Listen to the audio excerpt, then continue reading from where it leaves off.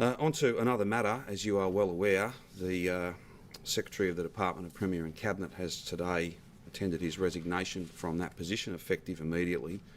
It has become clear early evening yesterday that a thorough examination of his telephone records indicated that he had in fact spoken with Graham Ashton, the then Chief Commissioner of Victoria Police. On that basis, it was appropriate that he tender his resignation. He's done that. He's issued a statement, so have I. I would direct you to those. You said appropriate that he resigned. What do you mean by that? Well, he had indicated to the inquiry that he'd not received a call. It's clear that he had, and I believe that he's made the right choice. That resignation was offered almost, well, it was in fact immediately. He's worked out a statement, and that's been formalised this morning. Did he relate any details of that call to you? No, I had not spoken to him last night. I spoke to him this morning on my way in here after he had issued his statement to thank him for his service. And can I say, to express some sadness that his 35 years in public life, his 35 years of public service had ended this way. It wasn't a very long conversation. We'll have another conversation at some point. But on March 27, did he relate any details? No, absolutely not. So how did you find out that Chris Eccles was going? Mr Eccles rang my Chief of Staff in the afternoon. We had a Cabinet Committee meeting for an hour and a half, hour and 45 minutes, just before about 6:30 last night. She rang me then to tell me that what he had discovered and what his intentions were. So did you believe that he should go? Was that your instruction? No, it wasn't a matter of me having to instruct him. He'd made a decision that his position was not tenable. So on that basis, I didn't need to have a conversation with him to urge him to do something that he'd already decided to do.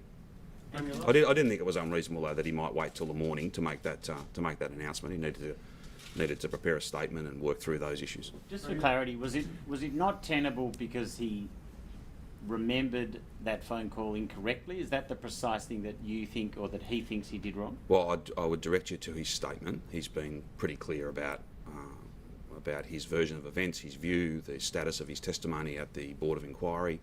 But there's a central fact here that can't be ignored, and that is that a phone call was made. What was discussed, I don't know. How important or otherwise that was, I don't know. The Board of Inquiry will no doubt look at all those matters. They are in fact looking at all of those matters in the broadest possible context, and they'll provide us with a report soon. And does he remember anything about that phone call? Did he mention that to you? As I said, I did not have a conversation with him this morning on the substance of these matters.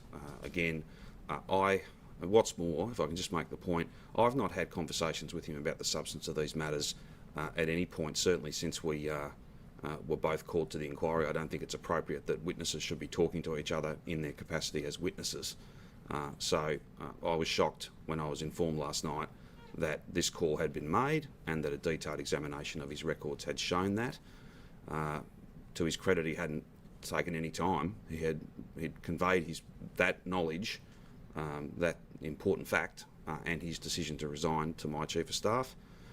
And as I said, I didn't speak with him last night, but I spoke with him this morning on the way in here.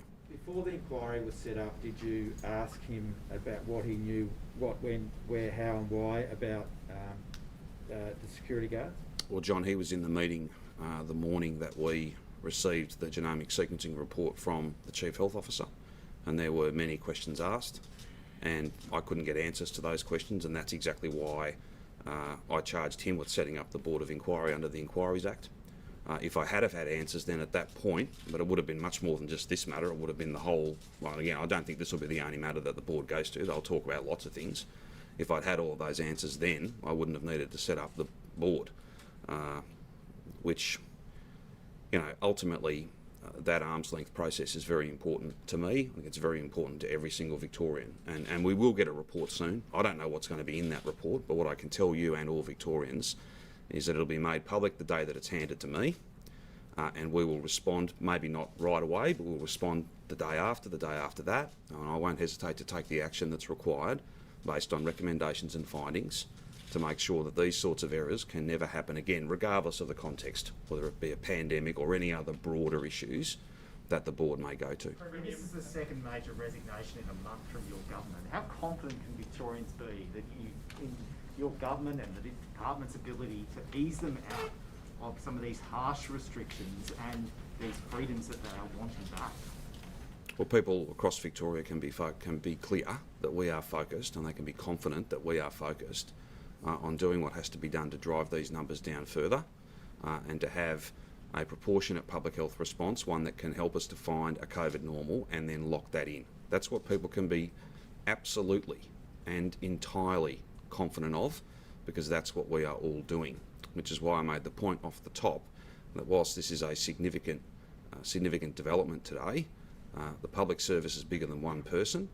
This government is working as hard as we possibly can with a massive team of people to see this strategy an absolute success, and we'll have more to say to that end on Sunday.